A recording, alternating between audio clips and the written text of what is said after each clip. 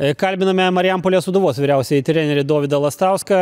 Treneri, sakykit, paskutinės sezono rungtynės, vienas tokių skaudesnių pralaimėjimų, kuris iš esmės labai daug jums nelėmė. Galbūt viena pozicija galėjote būti čempionate aukščiau, bet kas lėmė tokį rezultatą?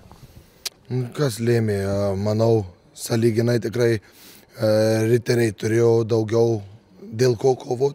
Taip mūsų buvo tikslas ir mes akcentavome su trenerių štabu ir nuolat tai kalėm žaidėjim į galvą, kad 6. vieta ir jie to verti ir mūsų buvo didžiausias tikslas 6. vieta, bet riteriai atvyko čia nugalėti, nes jiem dar ypač, kai sakyt, svarbesnis šitas mačas buvo, bet iš tikrųjų net atsisukau pabaigoje per pridėtinį laiką ir savo štabo paklausiau, nes neatsiminiau apart įvarčių, kiek dar progų riteriai turėjo. Aš jaučiu, pas mus vienas žaidėjas turėjo Dariušas daugiau progų negu, sakau, šiandien įspūdingas buvo riterių išpildymas, dar įspūdingesnis Vitkausko žaidimas. Atrodo, jam ne 30, kiek ten 5 metai, o 18, žaist su tokiais seivais, kaip sakyt, bet, sakau, vieniems sukrito labai stipriai korta, kitiem nesukrito dėja. Žaidimų pirmą kėlinį truputį nesu patenkintas, antram daugiau to gyvumo buvo, tai apart įvarčių, tai tikrai vaikinai stengiasi, kovojo, gaila, kad paskutinis rungtynės taip uždarom 3-0 sezoną, sakau ir sakysiu, kad mūsų žiūrovai tokių rezultatų nenusipelnė nei per kur ir galima pralošti, bet ne taip, rezultatas netenkina, bet daugiau tai... Pakalbėkim, treneri, apie sezoną. Vis dėlto tikrai garbingai Sūduva pabaigė šį OptiBet lygos sezoną. Prieš sezono startą buvo prognozuojama, kad bus arba turnyro lentelės dugne, arba netoli jo. Vis dėlto ramiai užsitikrinote tą vietą lygoje ir dar kovojate dėl vietos ties, sakykime, turnyro lentelės ekvatorium, ties viduriu.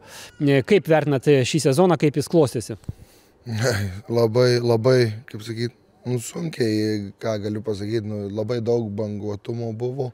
Bet normalu, mes turim 13-12 debiutantų, aš kalbu apie lietuvius ir sakau, kaip nustebindavo vaikinai, tai nustebindavo su kaupu, tikrai turėjom nuostabių pergalių, įsimintinų pergalių ir sakau, gaila tik, kad taip sezonas pasibaigė, bet visumoje paėmus, kokį darbą vaikinai padarė, kokį darbą padarė personalas, kokį administraciją, tai čia didžiausios padėkos ir jiem reikia tik galvas nulenkti ir kaip ir neseniai sakiau, Rūbiniai.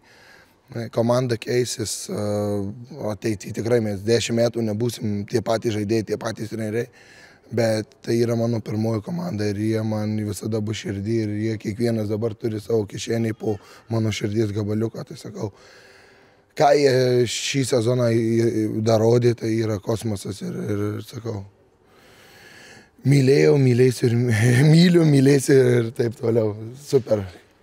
Futbolas Suvalkijoje gyvuos, akivaizdu, ir panašu, kad ir jūs pats nestovite vietoje, taip pat ir gilinate savo žinias ir neseniai gavote aukščiausią UEFA Pro licenciją. Ir kaip jūsų planai dėl ateities? Tai kol netapsiu su Sūduva čempionu, tol viskas, visos mintys, visos jėgos ir viskas čia bus. Reikia sugrąžinti, kur Sūduva yra verta ir privalo būti, kitaip negali būti. Coach, last game of the season, victory in Marijampolė. How do you feel about this match? Your team has played a very good game, but unfortunately your team was eliminated. Yeah, unfortunately a win wasn't enough today. On the day I thought we were good. We were better than Sūduva in many moments of the game. We were able to score early. We did our job today, but unfortunately it didn't allow us to stay. It wasn't enough for us to stay in the A-Liga.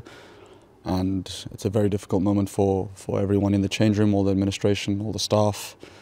Very difficult moment. We believed until the end. We worked from day one since I've been here until today.